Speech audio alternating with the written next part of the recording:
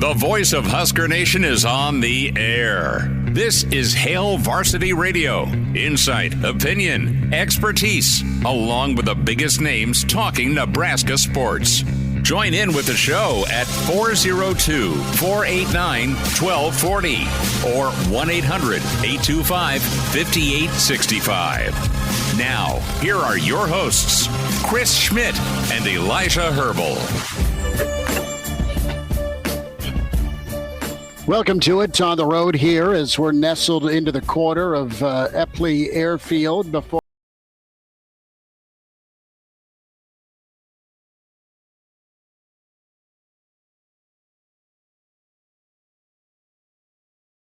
a lot of news recruiting-wise for the Big Red. We'll get to Tim Verghese with us in about 10 minutes from inside Nebraska.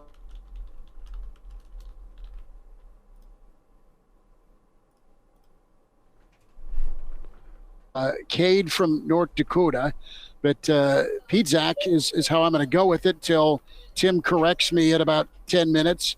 In hour two, Charlie McBride will be with us, Mr. Blackshirt, a Monday with Charlie, and then Jay Moore joins us, and all set and ready to go from Lucas Oil Stadium tomorrow. First and foremost, locally with KFOR's morning show, and then we'll be rocking and rolling 4 to 6. Elijah, good weekend. You hit your over on three-point makes when it came to the Cornhusker State games. Well, kind of. You hit really. 3 of them? Well, no? I believe our bet was on game one. It should be noted the first game we played on Saturday was against some sandbaggers who ended up winning our whole division, so that game didn't go great for us. I went 1 for 1 from 3 in that first game, and the total for game one was set at 1.5. So I only took one. I was 100% from behind the arc, but that was not how we were going to beat that team, was me chucking up threes. I decided to take a loss for the team there and not go for the over. In game two, I went 1 for 2, so I hit my over for the day, but I believe our bet was on exclusively game one, how many three-pointers I'd hit, which was only 1, unfortunately. So I believe the under hit for how we had it worded, but on the day overall, I was over 1.5 three-pointers made, which I'll take, and a 67% shooting percentage from behind the arc on the day I will take as well. That's a win for me. I think it was the shoes. Did you foul out? No, we did get the check of the old score at halftime of game one, and we're like, oh, we don't have a single person with over 1 foul. So I did make it my mission in the second half of that game to get a little bit more physical. I think I got to 4 fouls in game one, 3 fouls in game two. So I did not foul out in either of our 2 games on Saturday, but I did use all 5 where I could. So I tried to play a little bit physical, and it helped us in the second game especially. That is good to know. I have not ventured over to get the $47 airport beer here. It was funny going through security. What I did this year is I have a giant green kind of a gym bag, right? Like a tote versus a backpack that all of our radio gear is in. And the poor guy, I was like, there's a lot of stuff in this bag. I was like, have at it. Go for it. Go inventory everything. And we made it all good. So happy with that. 489-1240, 489-1240 number to get in. You can also watch the show and find us live on Hail Varsity YouTube, Hail Varsity Radio Twitter at HVarsity Radio. Different stations across the Hail Varsity Radio network. You're welcome to check in, but Cleveland Plain Dealer has their listings out. How does 8 rub you as a Nebraska football fan? 8th out of 18 for Nebraska. We'll have some thoughts on that. Nebraska's new defensive line recruit, some takes on that, and really just, what's this race going to be like in the Big Ten? Ohio State, Oregon, Penn State, how deep's the iceberg, really? Let's get to the starting 5, the shout-outs on the Hail Varsity YouTube channel. Mr. Snitley, Jeff Snitley in first from the Boulder Peace Treaty. Patrick is in. Patrick comes in second. Justin is here. Uncle Jimmy is in. And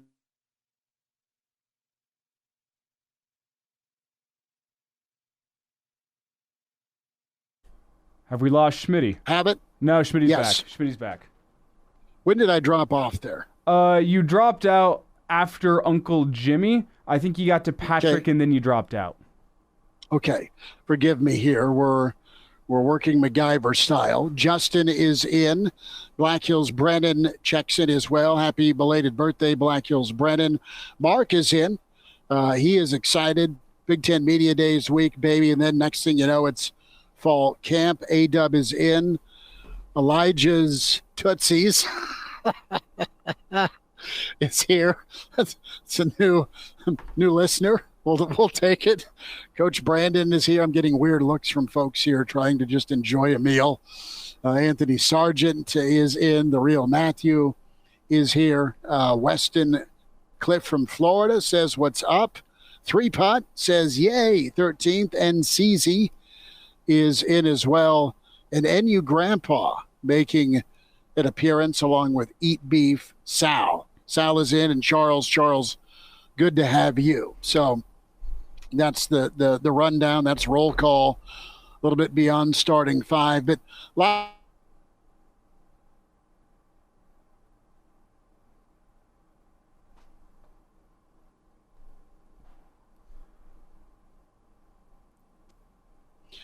and we're back. I don't shake my head at it.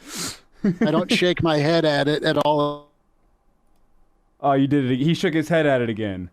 Schmitty. Kind of shake my head at Wisconsin. You're back. What? You're back. You're just, you're looking a little rough.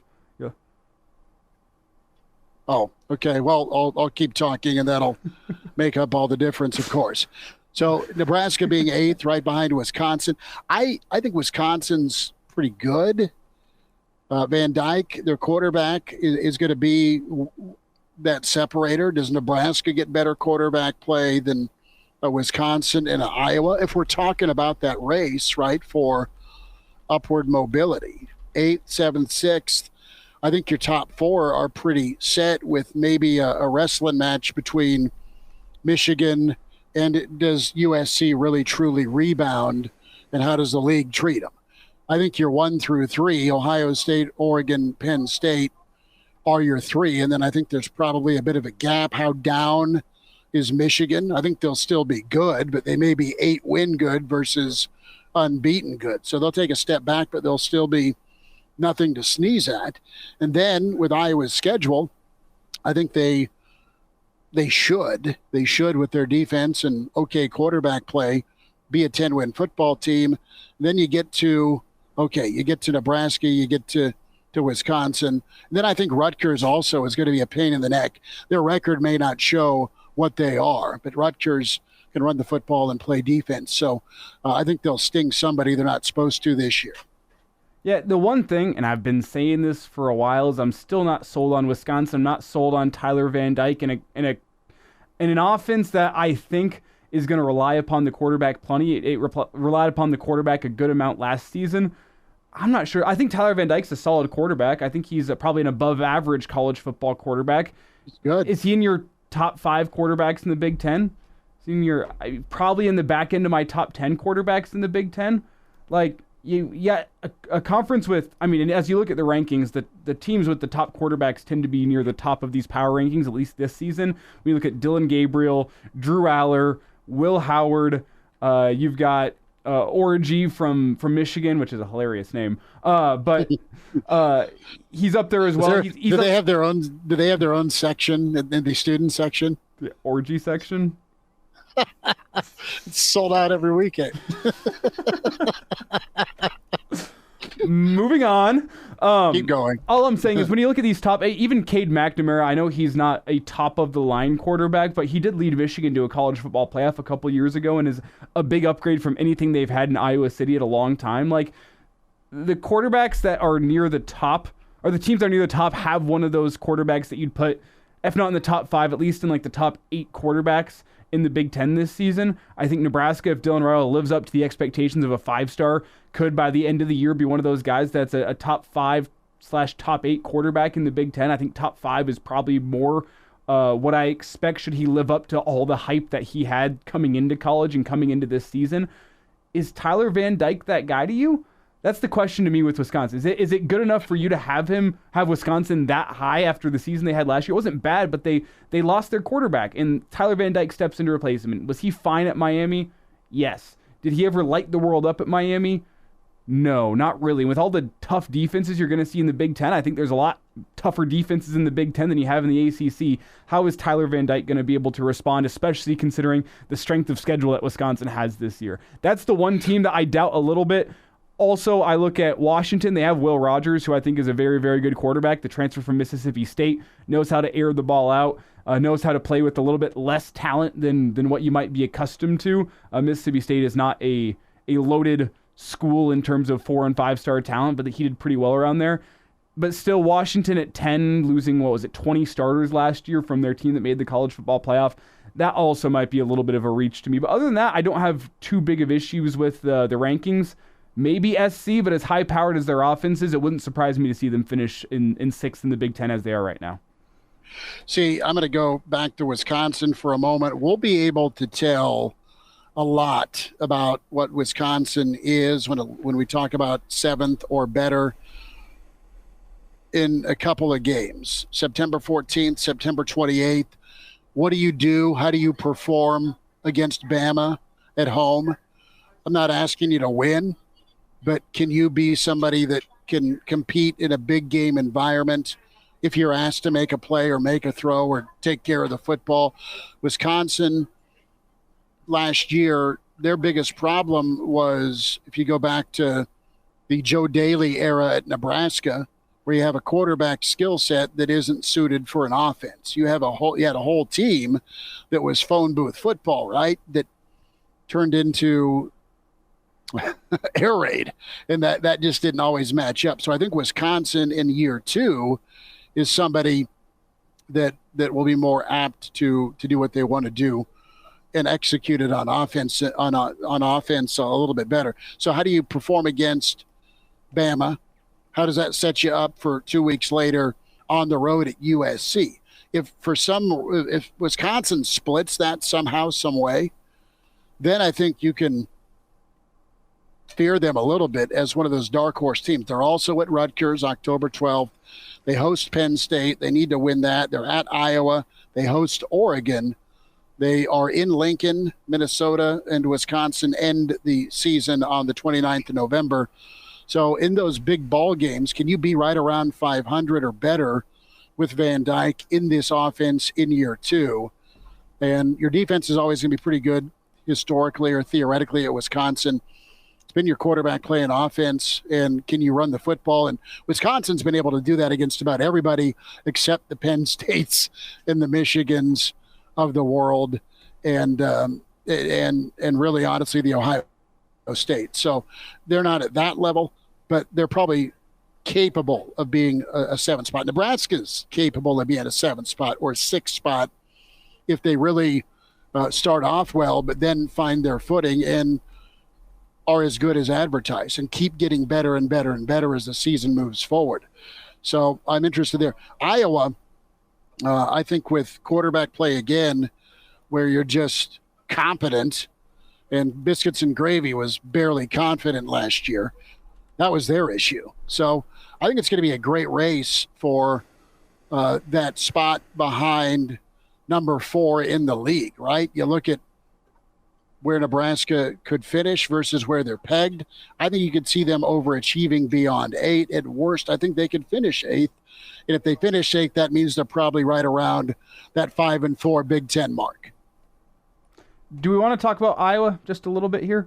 Because Iowa, I think, is a team that is really intriguing to me this season. Not because of what they bring to the field, just that question of how revamped is their offense. Because their defense, I think, is good enough to lead them to a top 5 finish within the Big Ten. But they're going to need some sort of complementary offense.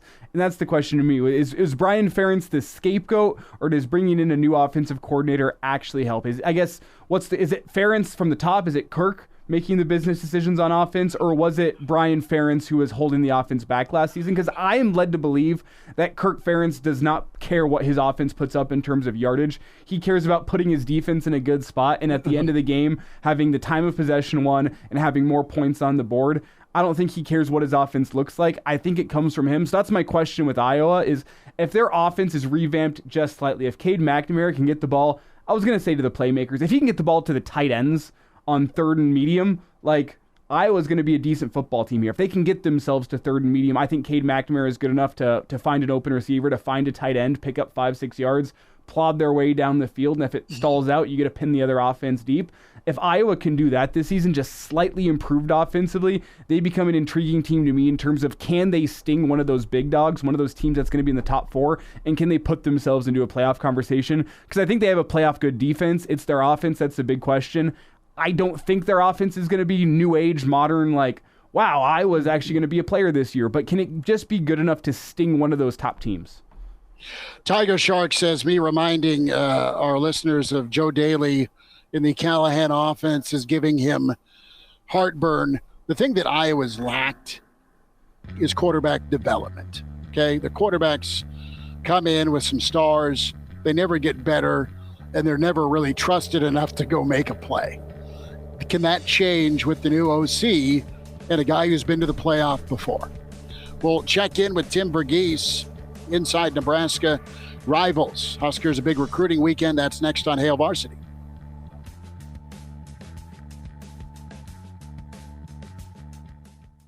And now, back to Hail Varsity Radio. Back with you, it's Hail Varsity. We're powered by Cornhead Lager, Chris Schmidt, Elijah Herbel, Tim Verghese with us inside Nebraska, rivals.com, at Tim Verghese on Twitter. We'll pick up more thoughts on the Big Ten preseason rankings from the Cleveland Plain Dealer. And Tim, a thought this weekend, Nebraska targeted, worked hard on the pride of North Dakota, and they landed an interior defensive lineman that can play different spots. Give us some thoughts on Nebraska's new get. Way to stay away from the pronunciation, by the way. I love that. I just danced and danced and danced. Pietzak? We said last week Pietrzak, and I'm still sticking with that. Pietrzak's the best way to kind of go about it. But Chris, the ultimate pro, that's the way you do it. Avoid the damage altogether. But yeah, man, like a very, very impressive work by Nebraska. You know, this was one that in June I'd practically almost written off, you know, going into June itself, like going into those stretch of official visits. We'd gotten word he had tried to commit to Oklahoma, but then Oklahoma was like, hey, you know, once you do this, you're not allowed to make your OVs. So he decided against it. You know, Oklahoma has that tradition of turning in that chip. So he decided to hold on to his chip and ultimately said, hey, but I'm still coming. Like, told the staff I'm still coming. Brent Venables himself had kind of taken a personal role in this recruitment. And that was the momentum that kind of maintained throughout June.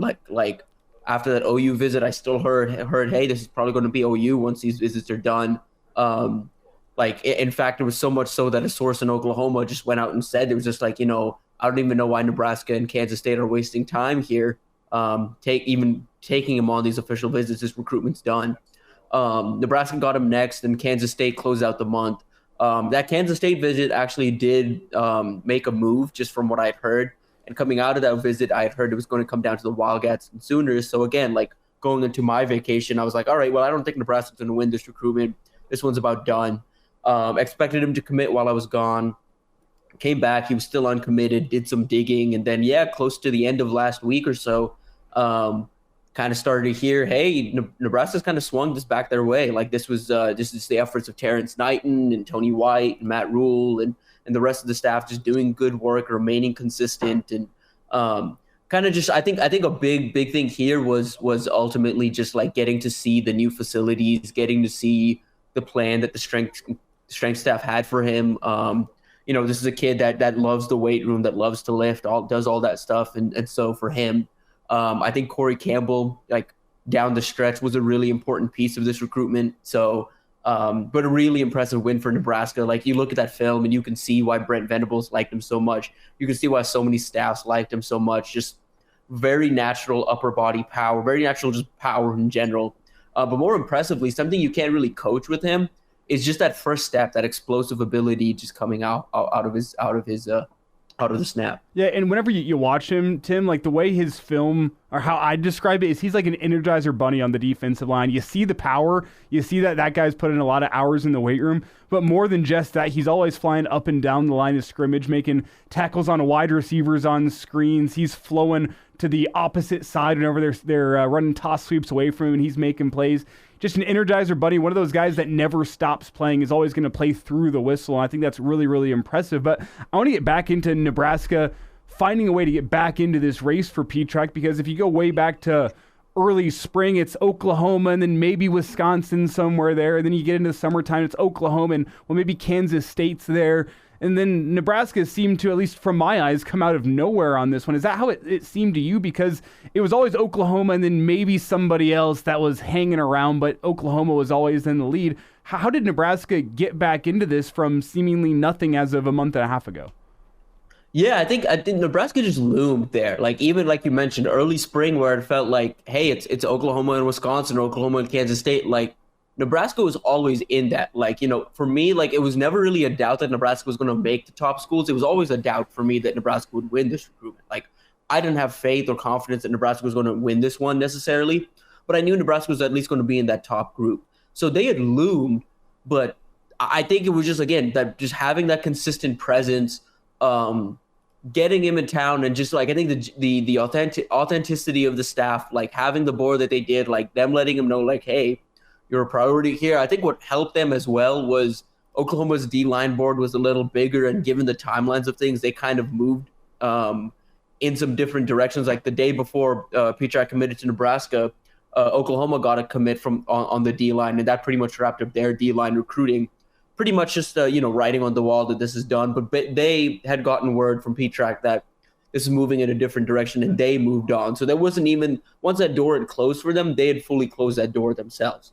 And so I think that helped them a little bit. But at the same time, I think just the staff being as authentic as they was, the proximity to home, Corey Campbell, like it's a multitude of factors here. But Nebraska ultimately just looms and kind of rises at the very end, pretty much at the right time to win this recruitment. That is what this is at the end of the day. And some of these recruitments too, it's just about, it's like the playoffs, in like baseball. Like, it's who's hot at the moment, like when commitment day comes, a kid will set a commitment date. I want to make this decision in the summer. Who's hot in the summer? Nebraska got hot at the right time and was able to secure him.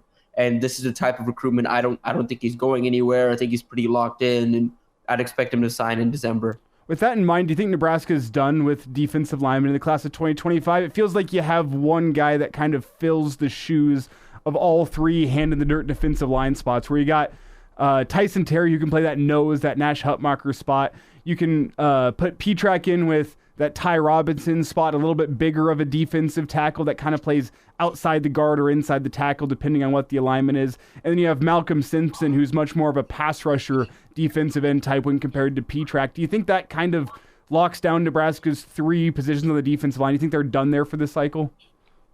I think they're done at D-line. I think if you see anything more, I think they're still in that search for like that jack defensive end type, like that hybrid type role. They've got some guys like I think Prince will, Cam Leonard, like those type like guys that can play standing up off the edge or put their hand in the dirt. I think if they can find one more of those guys, they'll take. But I think they're pretty much done there. And I'm really impressed with the room.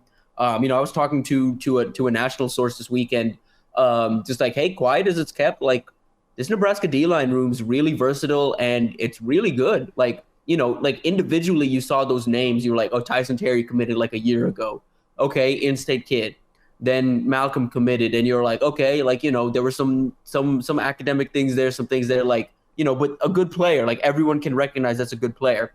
Then you add Kade into that mix, and again, individually it's like, okay, a win over Oklahoma, but you look at the individual player, and you're like, solid win, but nothing great. But you look at that room together, all three of those guys, all three can contribute like next year. Like, all three of those guys can come in one off season in the weight room, and they're ready to go, and they can play all three of those spots along the D-line.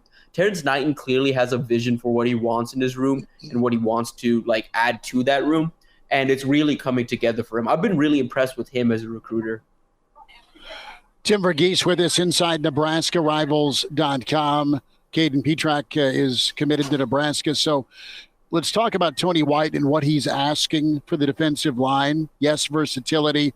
But let's dive in a little bit further, Tim, on Kaden's strengths and how that can be used by White on that front that Nebraska wants to run. Yeah, I think you see him probably start, like Elijah mentioned, just kind of starting like that Ty Robinson, like that bigger D tackle role that pretty much plays in that in between spot. I think he even potentially gets to start truly at like a more DN type. But for him, just off the jump, I think he's got a really good chance to play pretty early, just because I don't think it's going to take very long for him to get up to the weight needed to play at the college level. And then once he gets that done, he's got that natural first step, has that natural power. You want to rein him in a little bit. He plays with that natural violence and aggression you love to see. We want to rein him in a little because at the level of football that he plays, he can overrun the gap, or he can, just get past the offensive tackle and then shoot. He's got to maintain gap integrity a little bit at the college level, especially in this 3-3-5 defense. Kind of has to two gap a little bit on certain things, kind of has to play multiple spots across the line, kind of has to be a little more patient. But he's the kind of guy that, you see the way Nash and Ty kind of played the run. Like, I think he's going to have that type of impact pretty early on. Like a space stuffer who's going to close in on the ball carrier and really like limit that space for a ball carrier to potentially get around or cut back or whatever. I think you're going to see that from him. I think you're going to see him work. I think work ethic is something that I've heard consistently with him, and it shows up on film, just that the motor he has. I think you're going to see him chase down plays downfield. I think he's going to come into his own a bit as a pass rusher. It's going to take some time to develop some of those moves, but I think you're going to see him come into his own because he's so quick and powerful. That's just it's a handful. And think about where he's going to be, probably closer to the interior of the line against guards and centers. He's going to have an easier time going up against those guys with slower feet compared to a lengthier offensive tackle with quicker feet. Tim, as we talk about the defensive line recruitment battles winding down, Nebraska might have their three guys for this cycle. What are the next positions you think you should keep your ear to the ground on? Because I look at offensive tackle being a spot with the big name everyone knows about, maybe wide receiver. Where do you think Nebraska's next order of business is in terms of heating up a position group, trying to get that done before this season kicks off and you get into the full swing of coaching and then recruiting on the side? And as I know from Dynasty mode, hard to balance both. Yeah. Offensive tackle. I think the next big recruitment that's on everyone's mind is David Sanders making a decision in August, mid-August. Pretty much just ultimately comes down to what happens this weekend. I think keep an eye on him potentially swinging through Lincoln for a visit. I think if he makes a second visit to Nebraska's going to have a real fighting chance when those hats are on the table. But again, I need to see him make it to campus for me to believe that Nebraska's got a real shot there. So I'd keep an eye on that. I think that's the big storyline to watch this weekend. This weekend's a lot about turning the page to 2026, but other than that, I think thinking about 2025, the next big position group, everyone's still waiting on Will Hawthorne and Christian Jones. I still maintain I think Jones is going to push it through the season. Hawthorne, I just exchanged some texts with him today. He's not had a decision ready just yet. I think it's still 50-50. He's doing his due diligence. He actually swung through Lincoln earlier this month. Obviously couldn't visit with the staff or anything, but just wanted to see the city again, see the campus again. Obviously lives right next to Ames, so he can see that whenever. So, but he's doing his due diligence. So I think they're waiting on that. And then receiver recruiting, I think is the third one. I'd keep an eye on just because I think that will heat up, but it won't heat up before the season. I think that'll heat up midway through the year, even late into the year. I think if Nebraska produces the way they should offensively, they need some additions at the receiver position. I just think they may get one or two, going into the season or early in September, but I think down the stretch of the season is where they really start to heat up with offensive skill recruiting. Tim, hang tight. We'll be back with you for a couple minutes on the other side. I want to dive into your hit with Mr. Friedman from Rivals. I know you do a project here with the Recruiting Blitz, so we'll have more with Tim Verghese inside Nebraska. And, of course, Rivals.com, our Monday chat with Tim as we're packing our bags and awaiting our flight to Indy as Hail Varsity continues, powered by Cornhead Lager. And now, back to Hail Varsity Radio.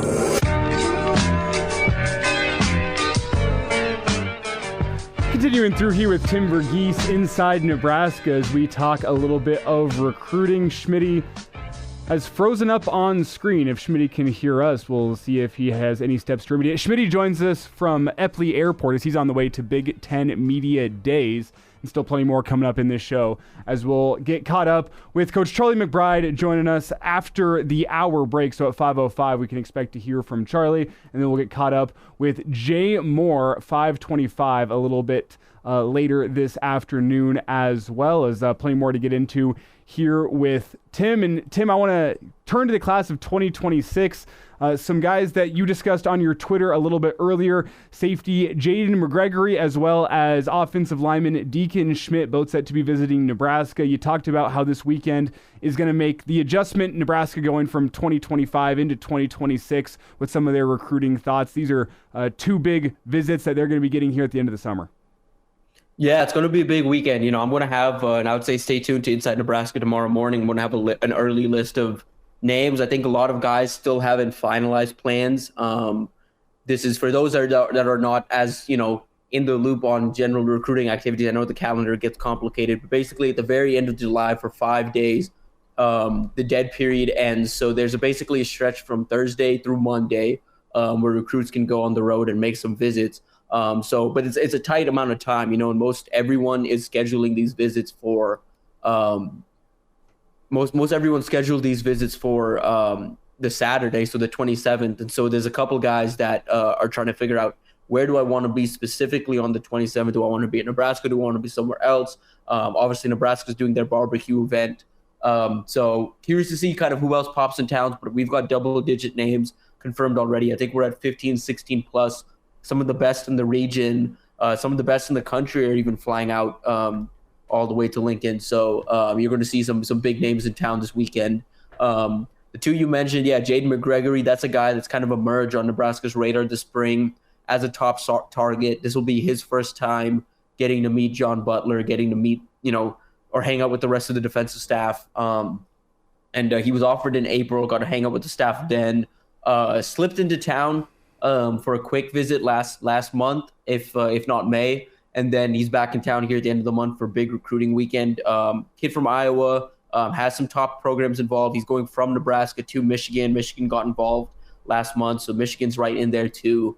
But a really impressive kid. I would recommend everyone go watch that film. He's a fun player who plays both sides of the ball. Does some return stuff on kick return, punt return, and then his basketball film is really impressive. He's the kid that averaged I think somewhere between 15 to 20 points for his AAU team, a really fun player on the court too. Can dunk at 6'2". So really fun player to watch and really impressive athlete.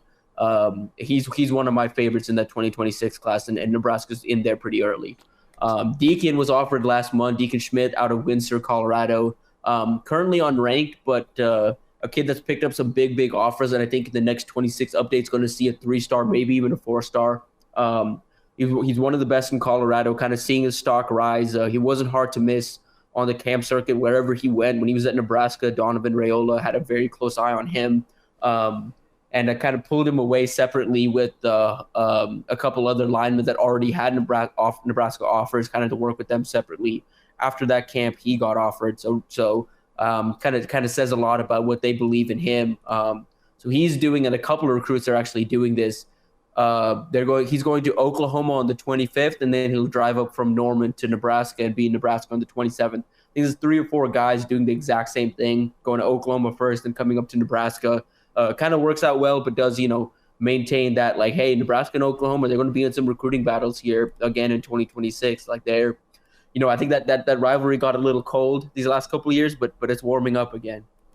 As we talk offensive linemen here, let's discuss the chat that you had today on your show with Adam Friedman, National Recruiting Insider. You talked a little bit of David Sanders Jr., another offensive lineman in that class of 2026 that seemingly everyone wants, Jackson Cantwell. Without spoiling everything within the show, first off, tell people where they can find it and some of the info they can expect to hear in that one. Yeah, so Adam Friedman, he's our national rankings director, so he's the one that, at the end of the day, has the final say on Rivals' rankings. So always good to get insight from him on especially the top players in the country because he's seen them plenty.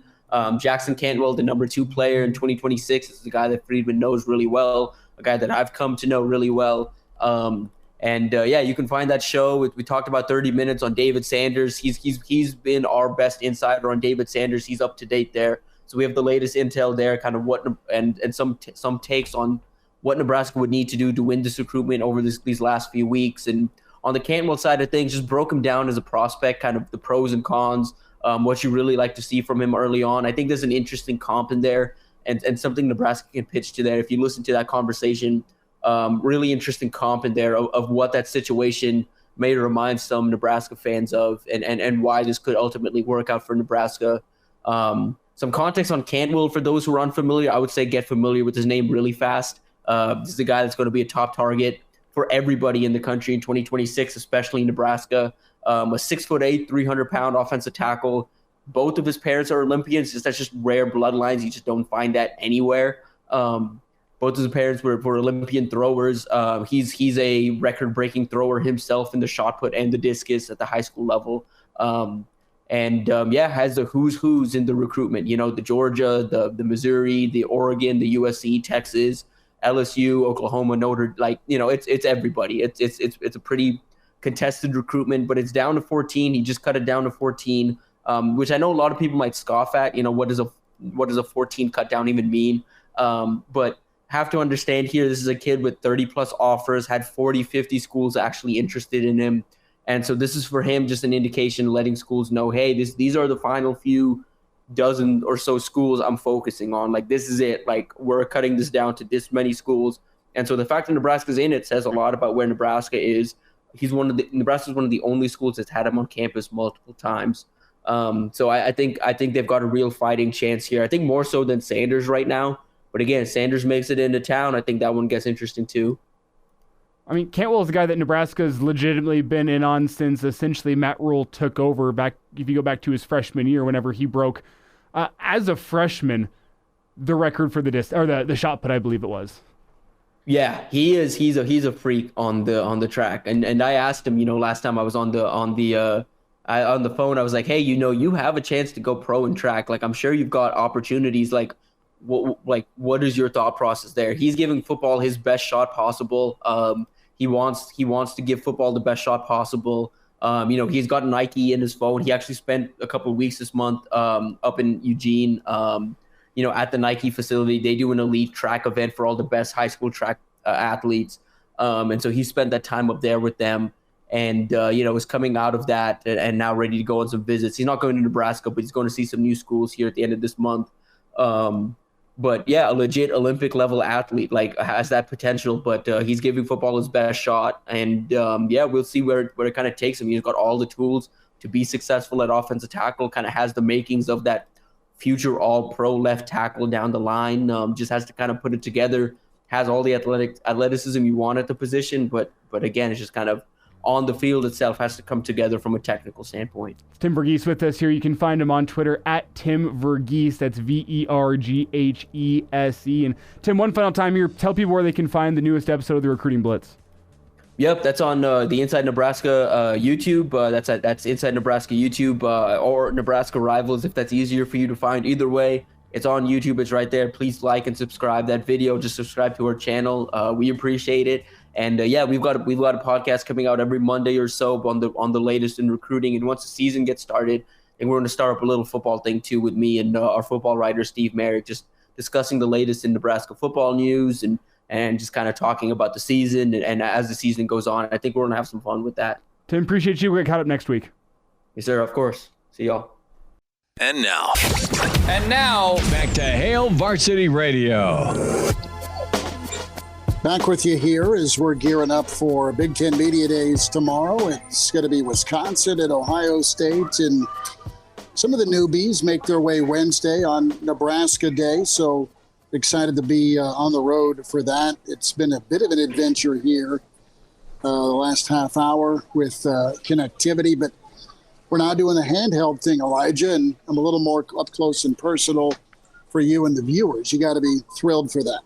Oh, so excited. Well, it's just good to have you back in here on the show. I was worried that you had just maybe had your third or fourth airport beer and had checked out for the afternoon, but you're back.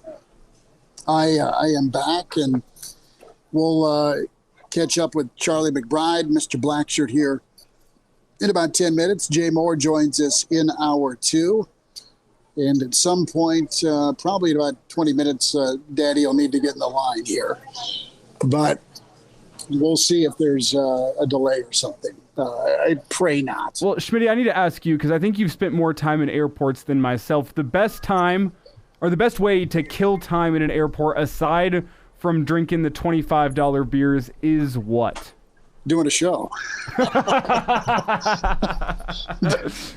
doing a show. We've done a couple the last Big Ten Media Days or eve of Big Ten Media Days. And then the Saturday morning edition, don't forget, me and Iowa Russ went and saw Iowa, Michigan, that offensive classic last December.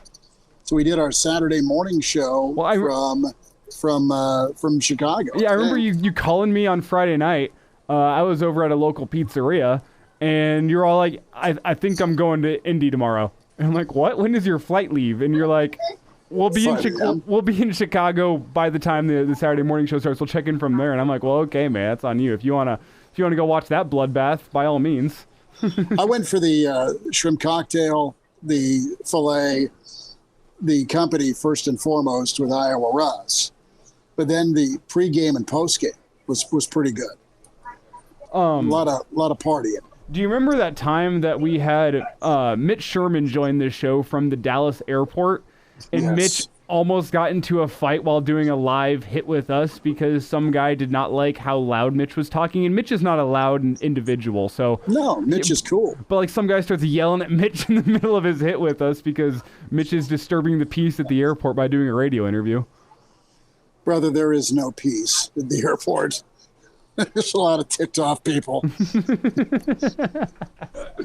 you have any plans for the flight to Indy once you're actually on the plane? Sleep, probably. That's not. Have you seen the new trend?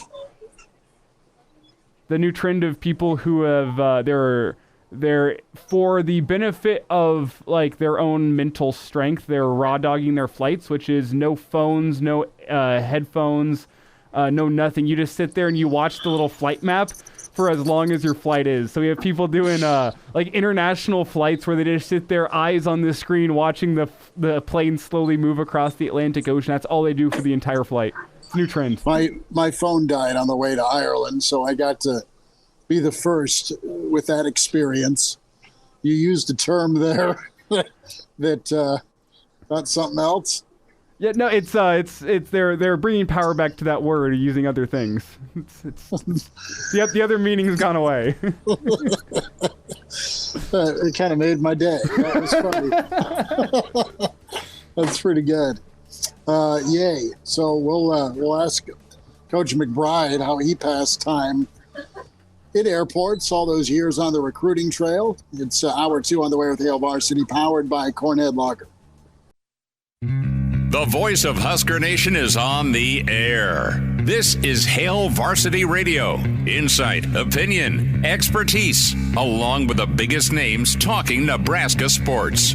Join in with the show at 402-489-1240 or 1-800-825-5865. Now, here are your hosts, Chris Schmidt and Elijah Herbel.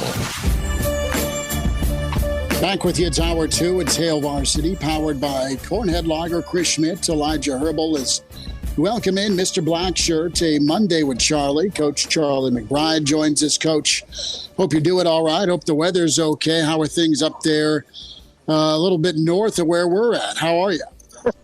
Good.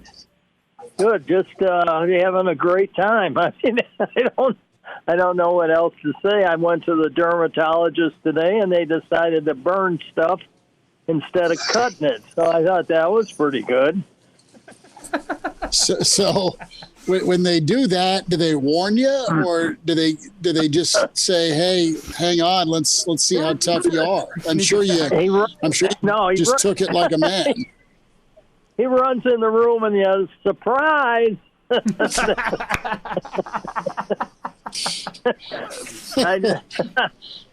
just laugh it off, you know. I mean, they have so many holes punched in you, it doesn't make any difference anymore.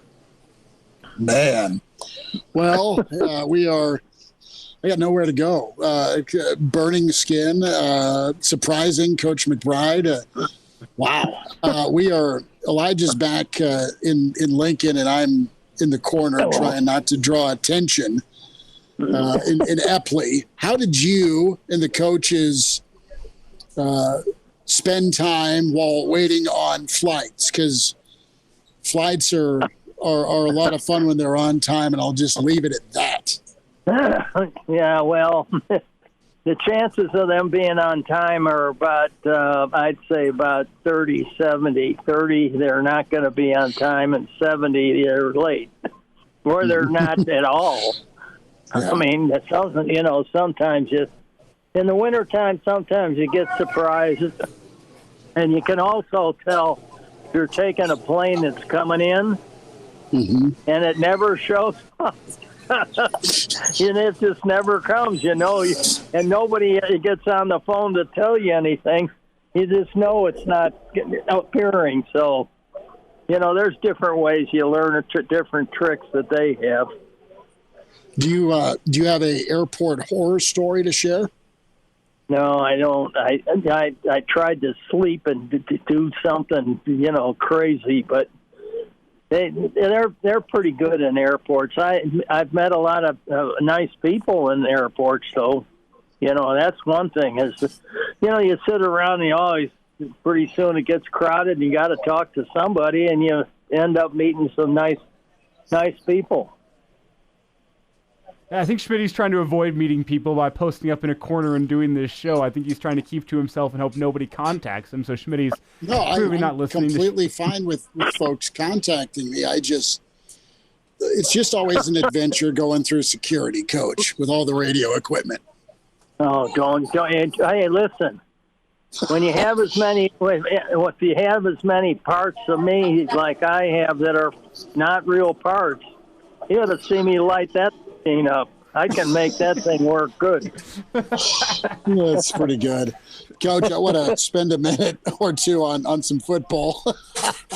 And I want to get a thought. The Cleveland.com poll came out and has Ohio State first, Oregon second. They have Nebraska picked 8th.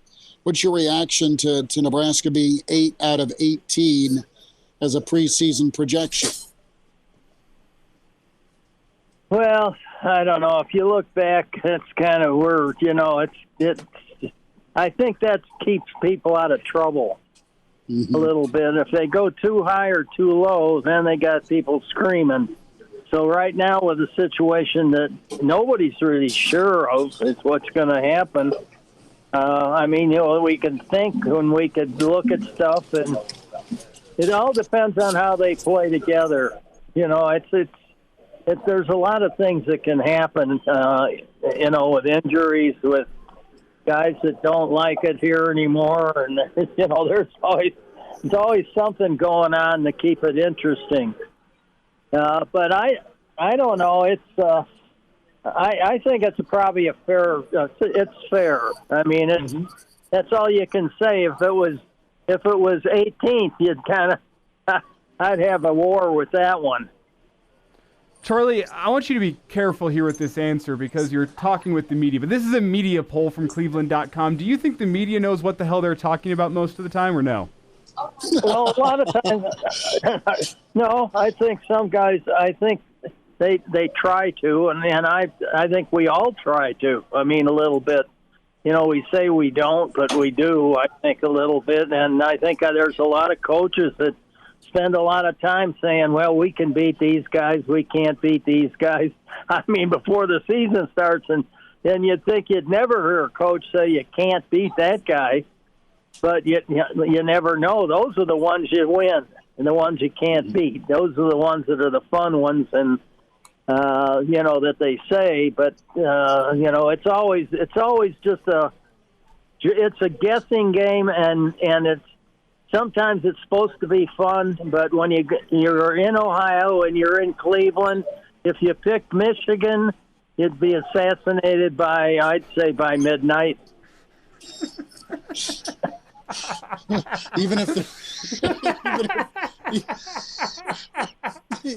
even if they're right. Now I'm getting strange looks. I'm laughing out loud by myself on my phone.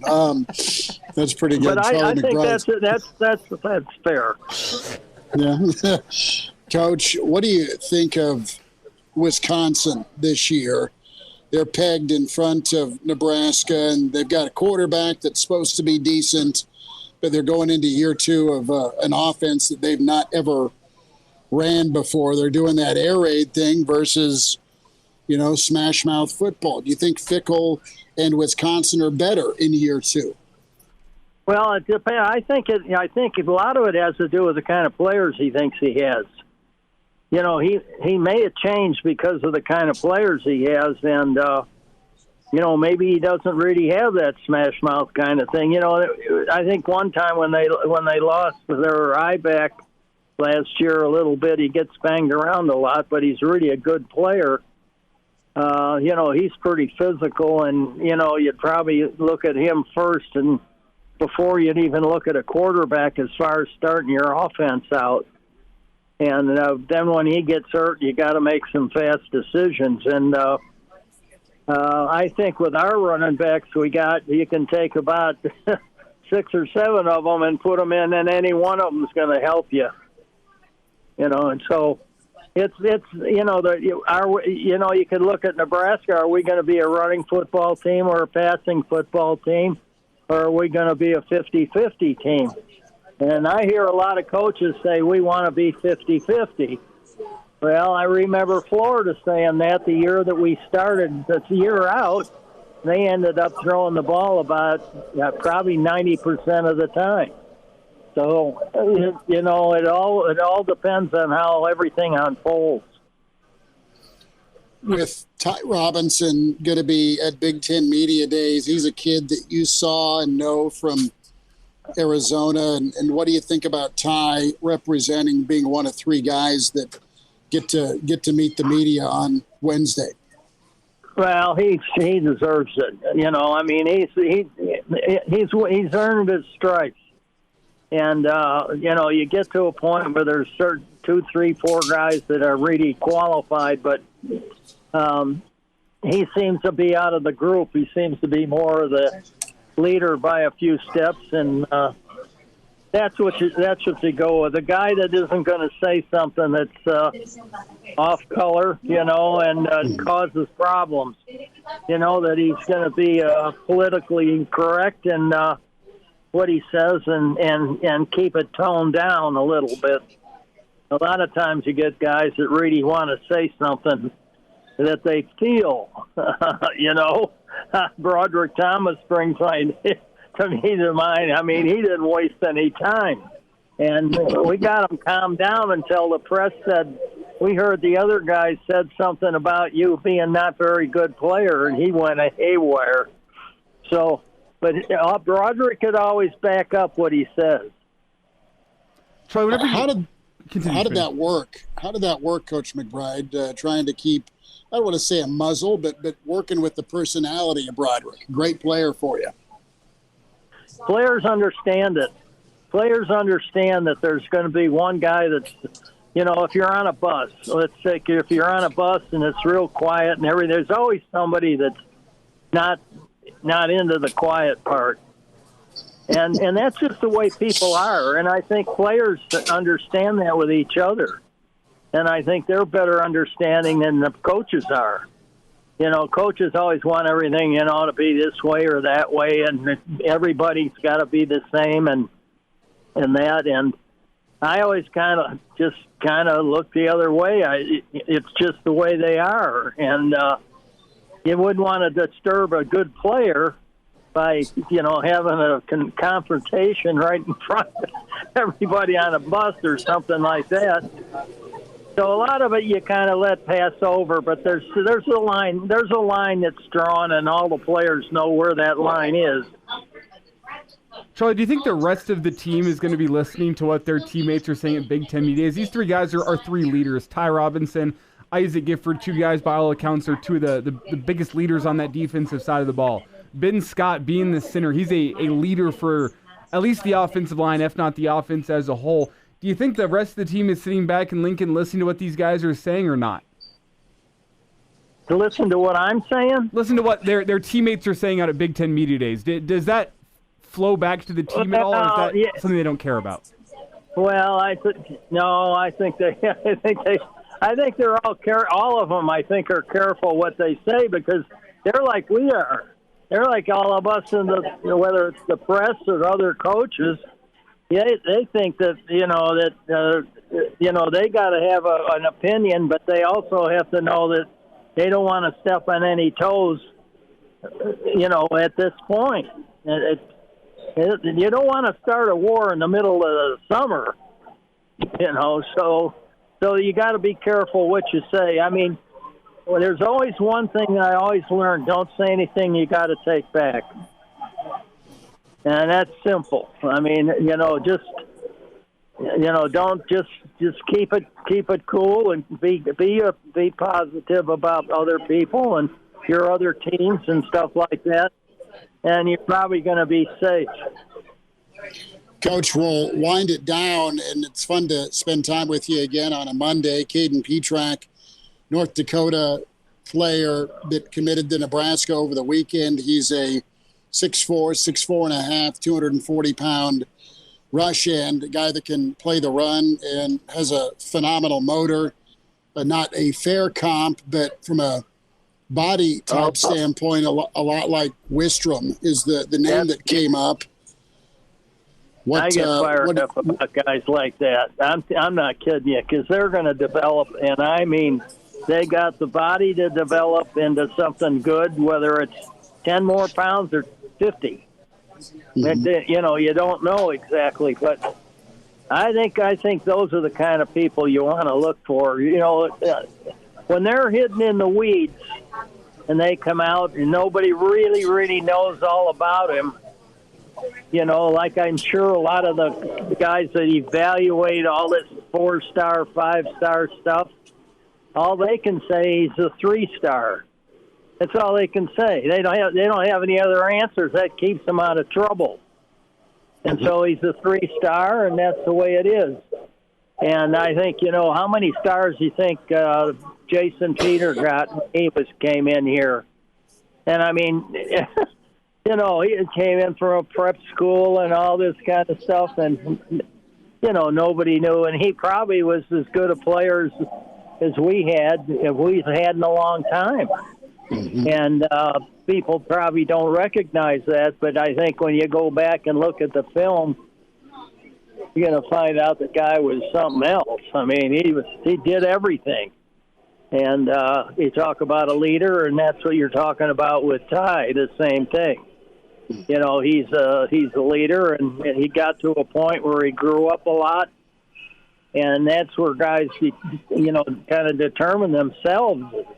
As they get older, they become men, and they really make their own decisions about things. And it's pretty exciting when you're coaching them, especially when you can see all that happening. Coach, we'll say goodbye and run you down next week. Always appreciate a few minutes with you. Okay, well, have fun. And hey, listen, do everything, but don't try flying, okay? I won't. I will behave. I promise. You've already crushed your body enough this month, so go easy. Yeah, we're going to stay healthy, I promise. I'll talk to you when we're older. All right, be good. Appreciate you. Thanks, guys, for having me. Okay, bye now. There he is, Mr. Blackshirt, Charlie McBride. He was on one today, I tell you what. Well, I mean, with the Pietrzak, I mean, yeah, the ability to kind of check that frame out. He's a guy that's elevated out of North Dakota to a 4-star. We'll get Jay Moore's thoughts coming up here as we roll forward on a Blackshirt Hour. Jay Moore on the way. Big thanks to Coach McBride. And always subscribe, Hail Varsity YouTube.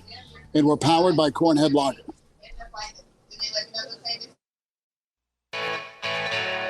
All-State, 2-year starter, and rush in for the Big Red and NFL vet. He's Dudeness or Duder or, don't do the Reno if you're not into the whole brevity thing. It's Blackshirt Jay Moore with Hail Varsity Radio. Back into it, Hail Varsity, as we're gearing up for Big Ten Media Days. Blackshirt Husker NFLer Jay Moore with us at Jay Moore 44. Bird, as we look at you in the video, I mean, are those Maui Jims or Oakleys? That's a bright little Heisenberg blue you got on the shades. You know what? You know your sunglasses. These are Maui Jims. They're my favorite. I have a lot of sunglasses, but the Maui Jims are my go-to, especially in the car. They're nice and light, and they make me look good, right? Do you shell out a little extra for the polarized lenses? Is that worth it? Oh, 100%. Okay. Yeah, you got to go. You know, if you're gonna do it right. So that's my there was a theme. If they're going to put that on my tombstone, that's what I would be. Is if you're going to do it right. So don't spare any expense. I like it, Jay. A lot to get into. The Cleveland Plain Dealer came out with their preseason Big Ten prognostications. No shock that Ohio State's won, but want to get your take on Nebraska in at 8, just right in front of Rutgers, but behind Wisconsin. Iowa in there as well, in front of Wisconsin. SC sneaks in at 5, I believe, but 8, is that good enough in an 18-team league? I don't know. It's a starting point. I mean, I don't think it's. I just take it. I'm not too surprised. I mean, let's be honest. Nebraska hasn't played in a bowl game in 7 years, so that's part of it. And they just don't. I think people are at this point with Coach Rule. They know, they see the schedule. They know how he does in year 2. You know, in his second year with a college team, but Big Ten's tough, man.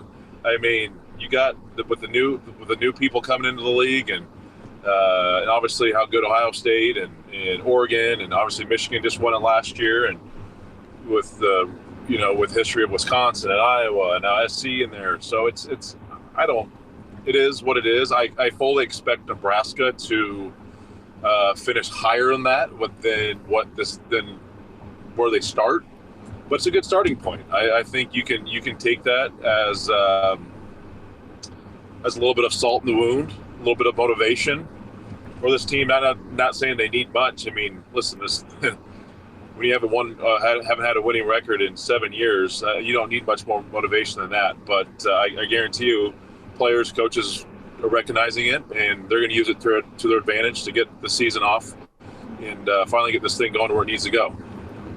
Jay, overall, what do you make of the Big Ten media poll? Again, this comes from Cleveland.com. Ohio State's in at 1, Oregon's in at 2. I think just about everyone in the country has those two teams finishing top 2 in the Big Ten. Below that, you have Penn State, Michigan, Iowa, and then the first newcomer to the Big Ten is USC in at number 6. How does that top 6 strike you?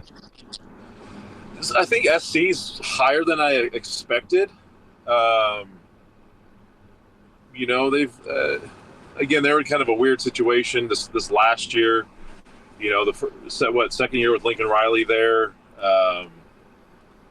Their defense was terrible, but Caleb Williams is up and down. You know, didn't obviously finish out their bowl game.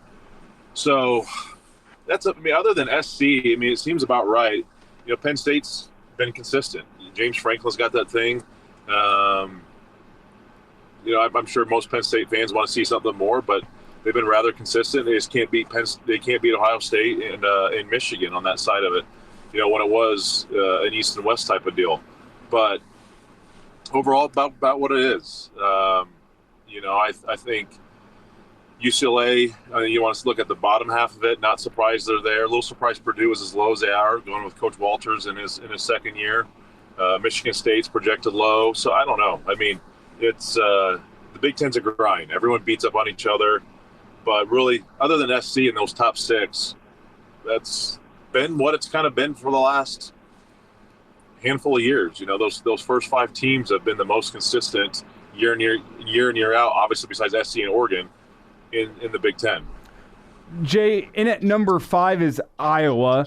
And with that in mind, I mean, you can expect, I think, moving forward in the 12-team playoff era, in an average year, 4 teams make it in from the Big Ten. In a down year, 3 teams make it in most likely. I think that's the standard it's going to be with. With Iowa coming in at 5, that means the media expects Iowa maybe not to finish in a playoff spot, but to be competing this year for a playoff spot. And I want to get your thoughts. Do you think the college football playoff would do that? Are they willing to send a bleach to every household in America for the eyes after seeing Iowa in a college football playoff game? I think getting 5 in is not going to happen. I think 4 is maybe. I think you probably have obviously the 2 teams that play in a conference title game, then maybe your outsider, which is potentially a Michigan or a Penn State. Iowa's going to be interesting. I mean, we know how good they are defensively year in and year out, how good they are in the special teams wise, but with their quarterback situation, obviously with McNamara getting hurt last year,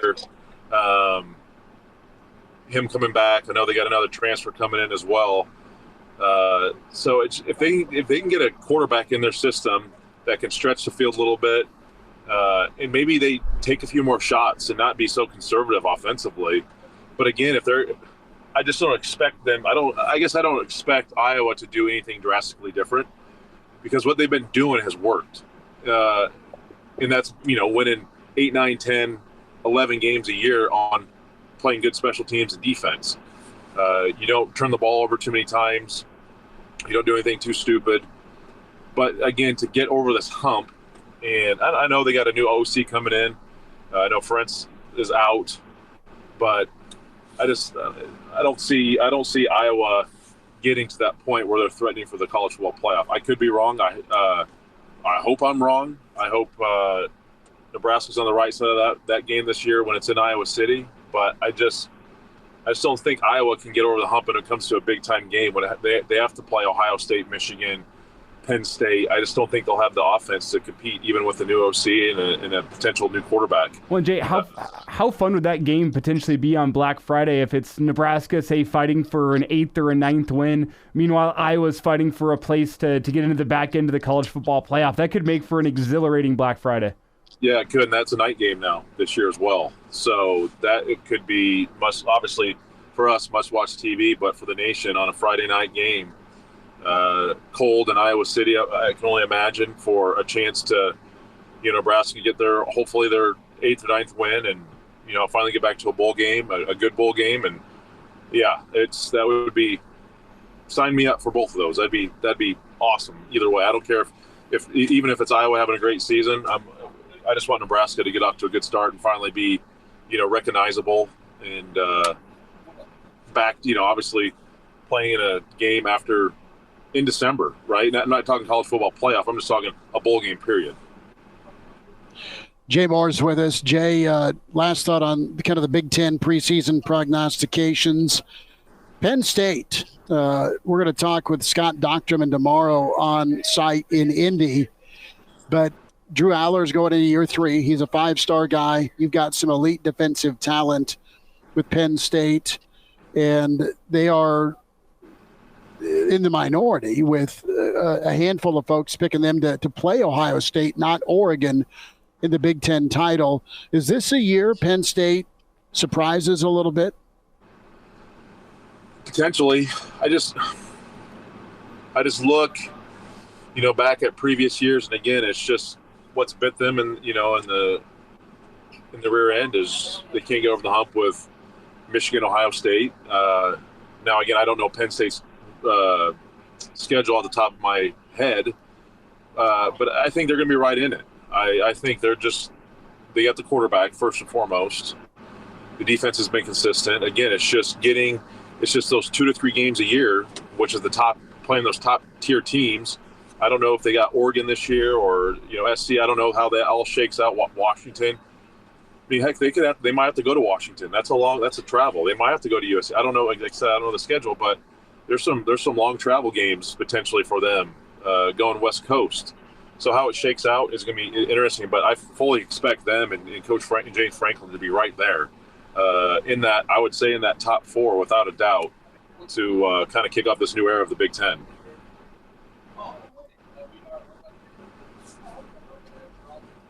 Jay, to Nebraska we go, and you're going to have Isaac Gifford.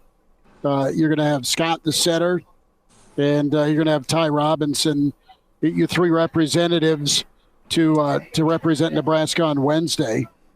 So I look at Nebraska, and 7 or more is hoped for. You have some big games in Lincoln, but you have a handful of opportunities on the road to at least maybe go 1-2 in those statement type road game opportunities. So when you look at these seniors, what do they represent to you? What are these three guys that are coming? What do they mean to Nebraska football as you try and move forward and change the conversation?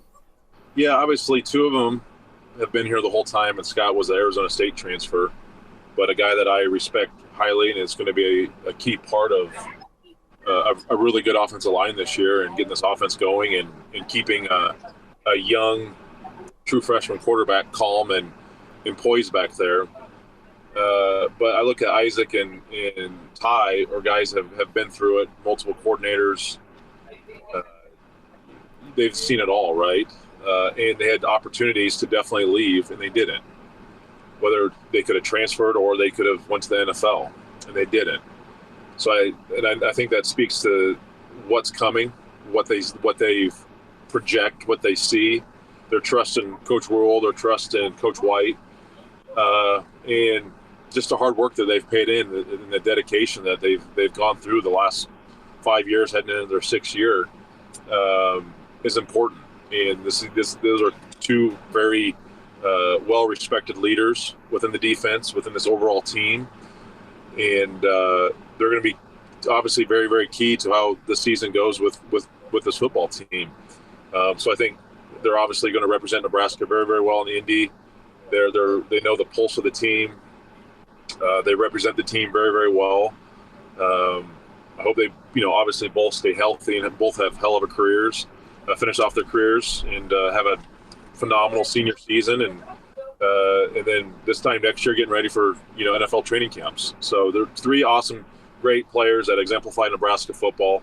But those 2, you want them. They've been through it, right? I mean, they're frost recruits, but they haven't seen the fruit of their labor yet, right? And I finally feel like they're on the cusp of getting to that level of all this hard work and disappointments and this all the crap they've been through is finally about to pay off for them. So I'm obviously really excited for them. It's Jay Moore with us here a few more minutes. A Blackshirt Monday. The Blackshirt Hour continues as Jay joins us from his truck. Schmidt joins us from somewhere at Eppley Airfield. He's on his way to Indianapolis for Big Ten Media Days. We're talking the 3 guys Nebraska is sending up to Indianapolis to speak for the team. And Jay, as we talk about these 3 guys, one of the things that I said whenever these guys were announced, I think it was 2 weeks ago now, is you look at these 3 guys, they're 3 guys that I think truly represent what Matt Rule wants his program to be. And that's 3 guys that they work hard. They let their success be the noise that gets sent to the outside. They're not big me guys. They're big team guys. And above all else, they're speak softly, carry a big stick. They're going to be tough. They're going to be hard-nosed football players, and they're not going to complain. They're not going to say too much to the media. And that might not be what the media wants to have at conference media days. They're quiet guys that aren't going to say too much. But I think it is 3 guys that Matt Rule really wants at media days, the guys that are going to represent what he wants his program to be.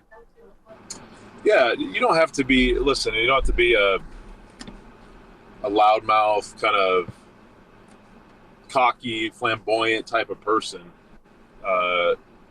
to carry some weight at a media day, right? I mean, these guys are going to come in here and they're going to say the right things. You don't want any bulletin board material this close to the season, 0 of that. You just want to go in there and say the right things. Yeah, we're working hard. We haven't got the results we wanted. We've gotten close. We just haven't got the results. We've tied some things up. Everything feels great. We're going to continue to work hard. The hay's not in the barn quite yet. It's all those things that you say, smart things you say, and you're just trying to prepare, and you're going to take every week. I can almost tell you what they're going to say, right? It's a week by week situation. It's a game by game situation. We believe in Coach Rule. We believe in Coach White. Nothing crazy is going to be said. I hope not, anyways. If they do, I hope that they better be able to back it up. But you're starting to point to talk crazy. They haven't. When you haven't won as many football games and you've stubbed your toe enough, you don't want that bad karma quite yet. So, they're smart players, so they're going to say smart things and not give too many people ammo. And it probably will be boring for Nebraska media because they're not going to get a whole lot. You'll probably get the most from Coach Rule, just because that's his deal and he knows how to speak well in front of the media and he says the right things. But the players are going to say the right things and kind of dot the I's and cross the T's and get out of there, get out of Indy, and get back to Lincoln to continue working the fall camp. Jay, will wind it down. Nebraska able to get another commit for 2025. Kade Pietrzak from North Dakota, really high-ranked 4-star defensive lineman. There's some comps with Grant Wistrom as far as body type and kind of frame. That'd be great, but what do you think here? Nebraska wants another offensive tackle, but they got another defensive lineman that's so key moving forward. Yeah, it is. Really good get for him. It's anytime you can improve, obviously offensive line, defensive line is big time within the program. But it's a guy that I foresee him, comps are a Grant, but potentially playing like what a Ty Robinson plays like. Playing on a tackle spot, playing a 3 technique which is the outside shade of the guard, to a 4 technique, which is head up on a tackle, to even a 5 technique, which is the outside shade of the tackle. So, but a kid that's hard nosed, lunch pail type of kid that you want, but has all the tools and God given talent to be really, really good. So, just they keep June, July has done well for this staff, and last year and so far this year, the momentum just keeps going. Right, they're getting their guys.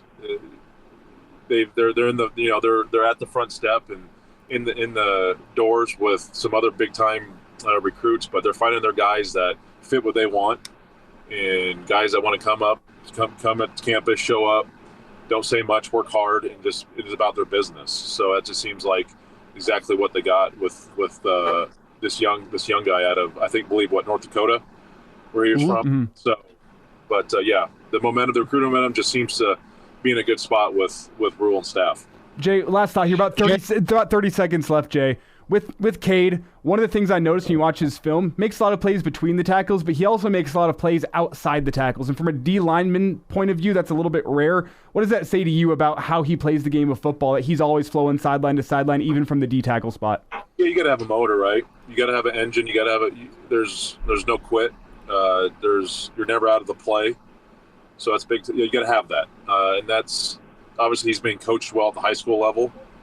And he doesn't rely on, his talents alone. He's guess what? You got to put some effort into it. And if the ball is not, ran to my side, I'm gonna go get it. So you want that, and that's you can build off of that. That's first and foremost. Effort is the most important thing when it comes to football in general, but especially D line. If you just pin your ears back and go, man, you kind of can figure everything out later. But you got to have effort and just the enthusiasm to go make a play, every down. Jay, we'll check in again next week. Thanks for a few minutes, bud. Yep, you got it. Thanks, boys.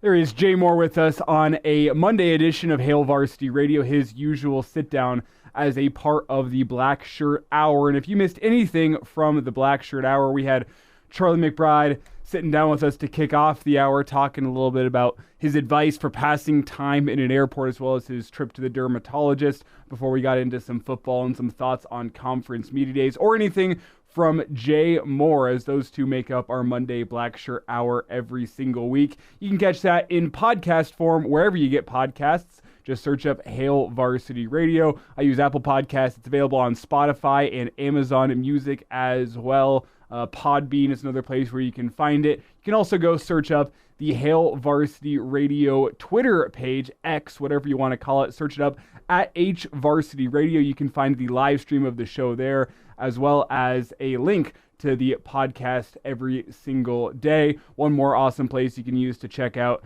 our podcast form is the video feed, which is done live on YouTube at Hail Varsity on YouTube is where you find it. You can also find, after the fact, the entire show posted up without commercials. That is, again, under the Hail Varsity Radio tab of the Hail Varsity YouTube page, and that is going to include our chat with Tim Verghese, our recruiting rundown. We do this every single Monday with Tim, as today we got a little bit into Kade Pietrzak, as well as his thoughts on some big-time offensive tackles that may or may not be coming to town. David Sanders Jr. is obviously the guy who's on the tip of everybody's tongues. You also have Jackson Cantwell, as the five-star Cantwell is considering Nebraska firmly in the mix for Cantwell, and Tim laid out the upcoming barbecue weekend that's coming up for Nebraska at the end of the month. It's going to have a lot of big-time recruits in town. So if you missed anything from Tim, you can check that out in podcast form.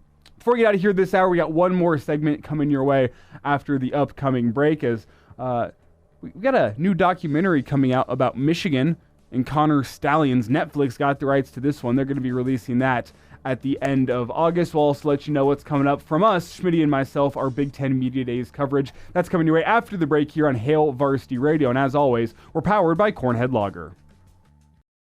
And now, back to Hail Varsity Radio.